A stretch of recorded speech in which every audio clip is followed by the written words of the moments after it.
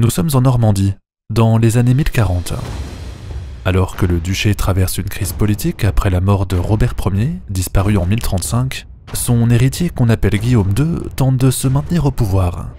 Problème, le jeune duc n'a que 8 ans et tous ses vassaux en profitent pour pousser leurs revendications. Beaucoup de comtes, de barons et de châtelains s'affrontent entre eux. De nombreux assassinats répandent le sang dans l'entourage de l'héritier. Ses grands-oncles placent leurs pions dans son gouvernement et beaucoup se déclarent indépendants comme une insulte à son autorité. Finalement, en 1047, quand Guillaume atteint l'âge de 19 ans, il reçoit l'aide du roi des Francs qui le sauve in extremis lors de la bataille de Vallesdune. Les seigneurs rebelles sont alors rentrés chez eux, mais le duc n'est pas sorti d'affaire pour autant. Après sa victoire, qu'il doit surtout à son suzerain, les défis de Guillaume sont encore assez nombreux. Il doit s'entourer de compagnons fidèles, il doit les récompenser à chaque instant, il a besoin d'argent pour recruter des chevaliers et doit choisir une épouse afin de s'allier avec une maison voisine. Par chance, il hérite aussi d'un duché très puissant à la croisée des influences franques et scandinaves. S'il parvient à contrôler ses turbulents vassaux, il aura assez de ressources pour entreprendre de grands projets comme son père avant lui. La conquête du Maine et de la Bretagne fait partie de ses ambitions, mais c'est finalement en Angleterre qu'il rentrera dans la légende.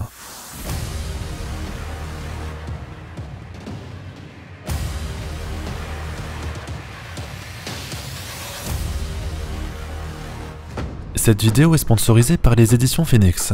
Si vous êtes un habitué de la chaîne, vous connaîtrez sûrement ce partenaire qui nous accompagne depuis 2022.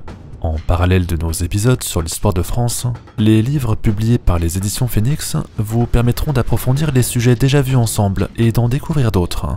Ayez votre Clovis et votre Charlemagne pour compléter la série mérovingien et carolingien, prenez un peu d'avance dans le programme avec l'épopée des croisades par René Grousset.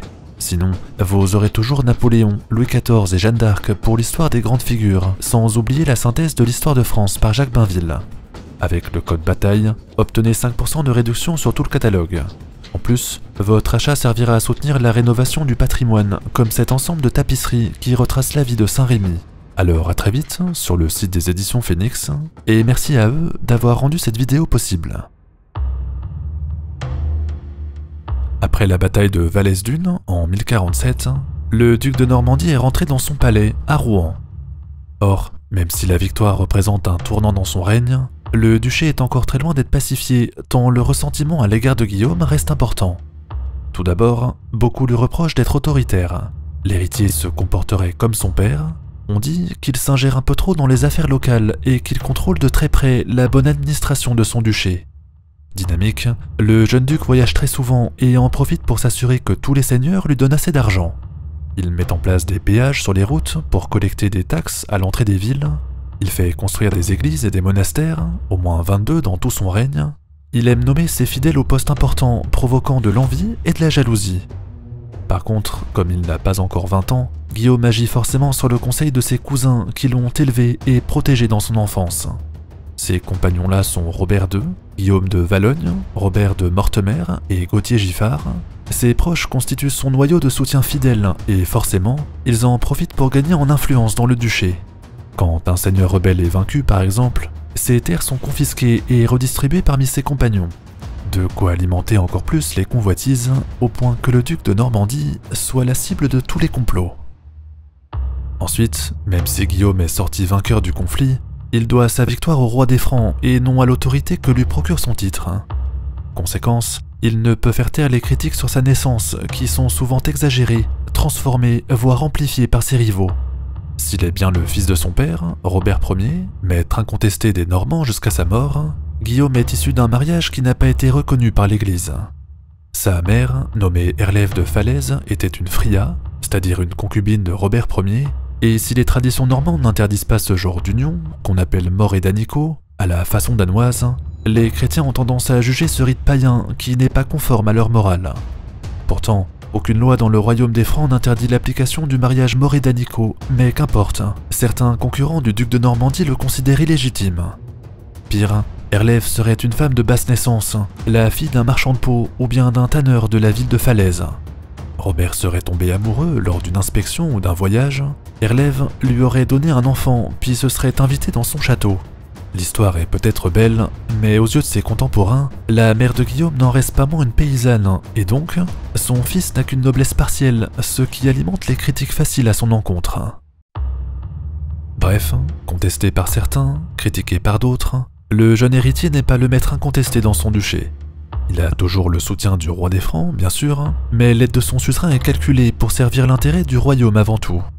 Alors, pour vraiment s'imposer dans son fief et régner en toute indépendance, le jeune duc a besoin d'un mariage et d'un héritier. Ses cousins le redirigent vers le comté de Flandre. Là-bas, la fille du comte Baudouin V, qu'on appelle Mathilda, est encore très jeune et s'offre en mariage au plus offrant. L'ennui, c'est que le roi des Francs se méfie de cette union car elle signifierait une alliance entre deux vassaux extrêmement puissants. Nous l'avons dit dans la vidéo précédente, Henri Ier ne règne directement que sur le domaine royal, dont le territoire est assez modeste.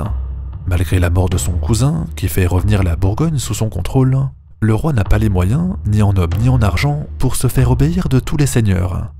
C'est pour cette raison qu'il mise sur les alliances familiales, et dans ce cadre, les Capétiens ont toujours développé de nombreux liens avec la maison de Flandre.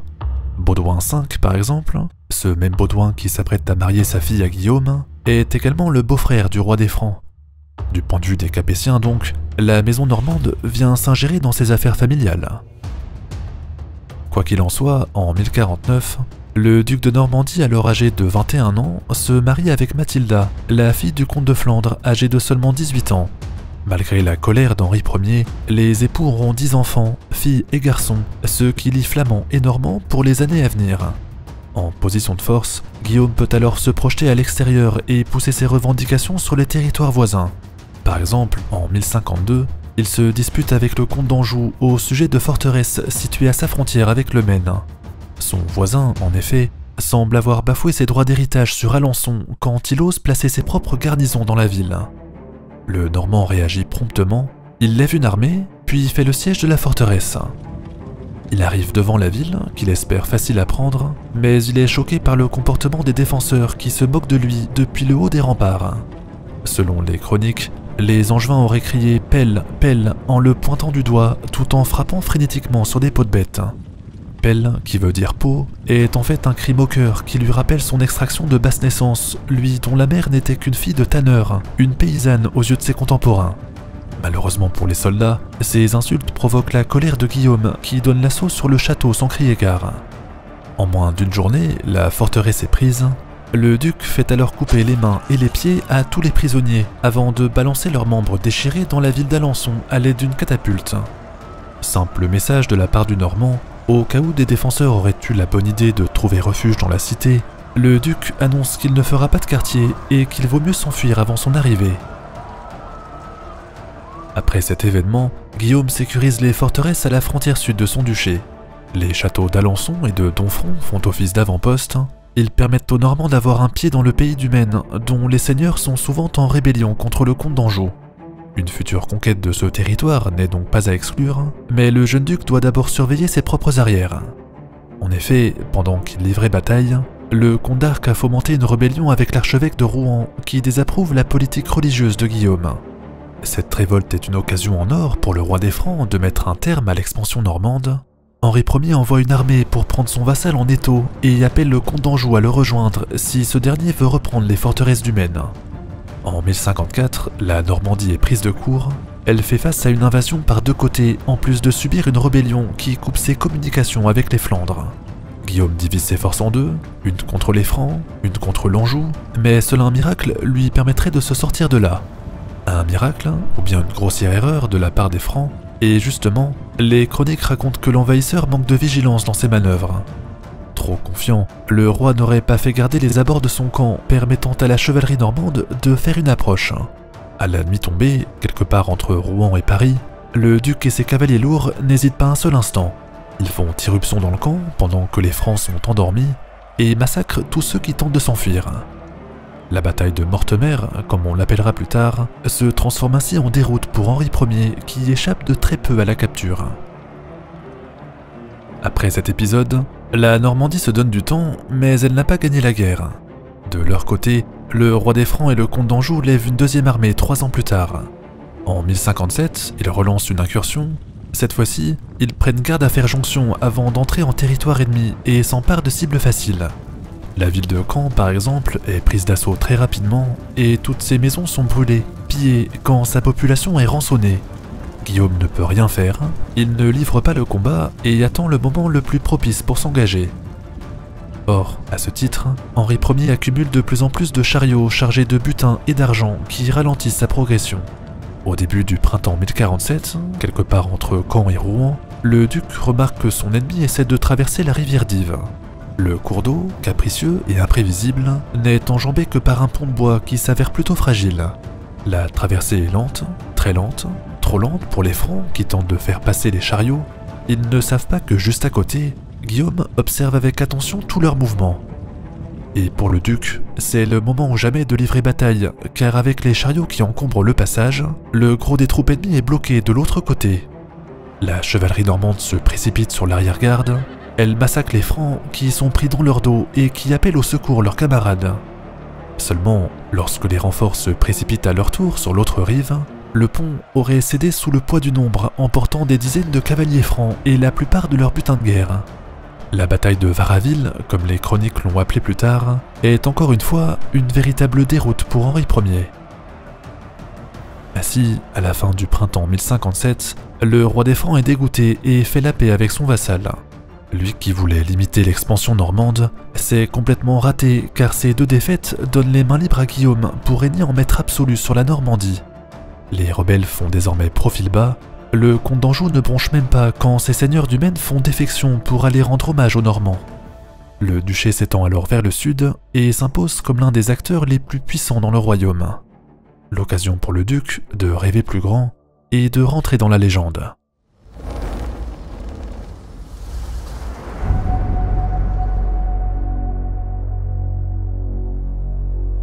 Après les deux batailles de Mortemer et de Varaville, la Normandie devient quasiment indépendante.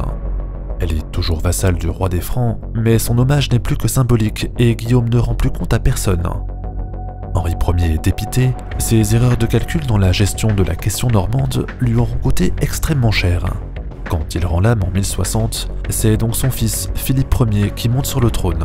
Celui-ci, qui est encore mineur à son couronnement, est placé sous la tutelle de son oncle, qui n'est autre que Baudouin V, le comte de Flandre qui a marié sa fille avec le duc de Normandie.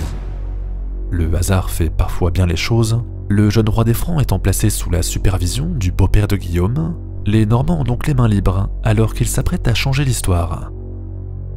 Dans les années 1060, Guillaume a désormais plus de 30 ans.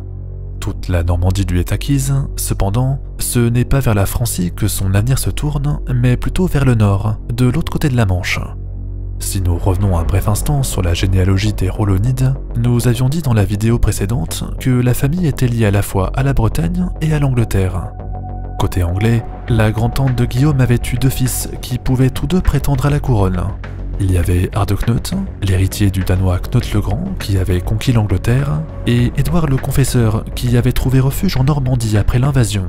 Maintenant, les choses se compliquent un peu après la mort de Knut. Son fils n'ayant pas d'enfant, il promet qu'après sa mort, la couronne passera à l'un de ses rivaux, Magnus Ier de Norvège, afin d'apaiser les tensions avec la Scandinavie. Problème, les deux meurent en 1042 et 1047, permettant à l'autre prétendant, Édouard le Confesseur, de monter sur le trône. À son tour, cependant, Édouard n'a pas d'enfant et promet donc la couronne à Guillaume, son cousin, mais également à l'un de ses brillants chefs de guerre, Harold.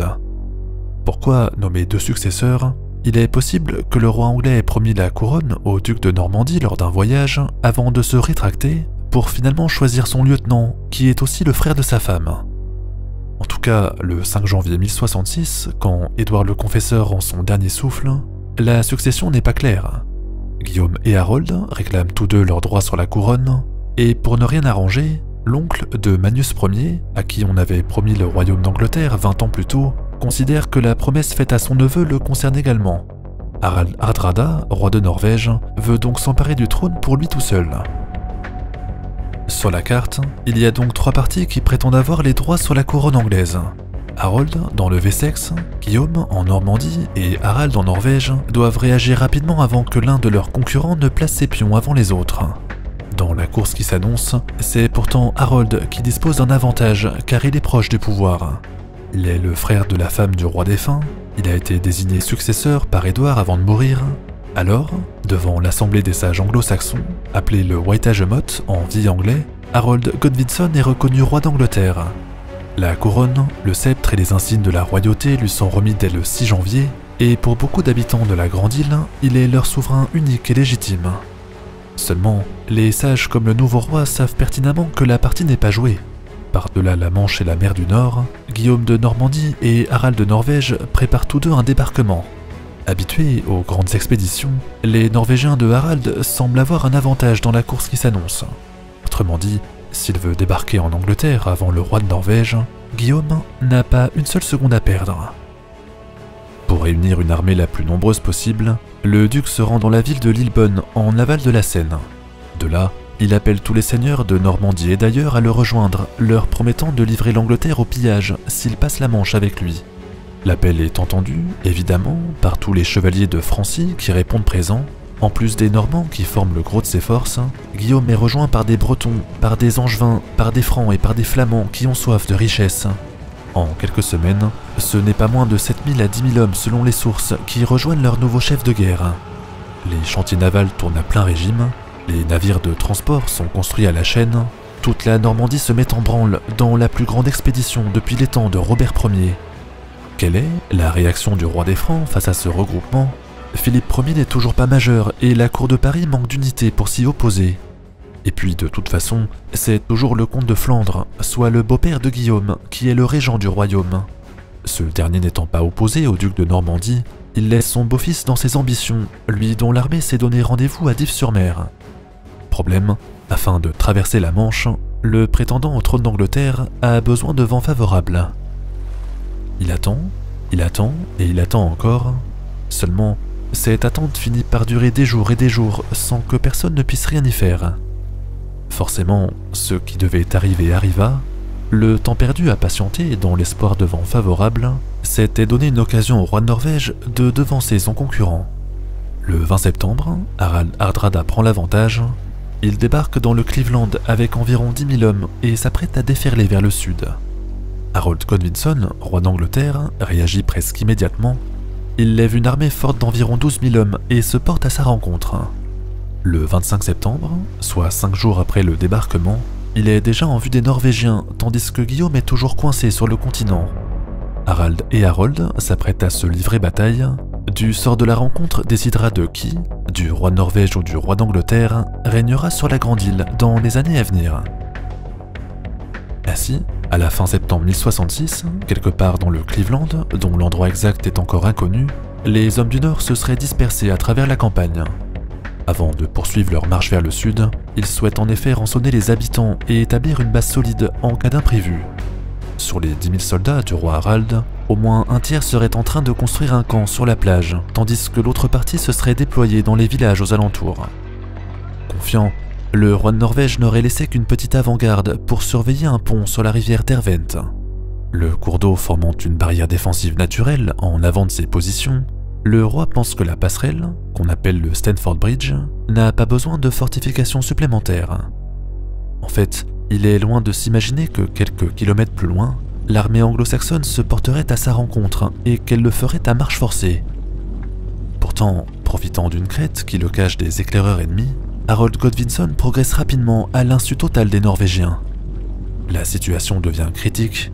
Alors que les Anglais s'apprêtent à s'élancer par surprise sur Stamford Bridge, l'armée de Harald Hardrada est toujours dispersée et n'est pas préparée pour un choc. Le roi d'Angleterre saisit donc l'instant et passe à l'offensive. Rapidement, l'armée anglo-saxonne attaque le pont sur la rivière Derwent. L'avant-garde norvégienne est surprise, elle se replie en urgence pour aller prévenir le roi, et en attendant, elle tente de ralentir la progression d'Harold. Dans la légende, il est alors écrit qu'un des guerriers se serait offert en sacrifice pour donner davantage de temps à ses camarades.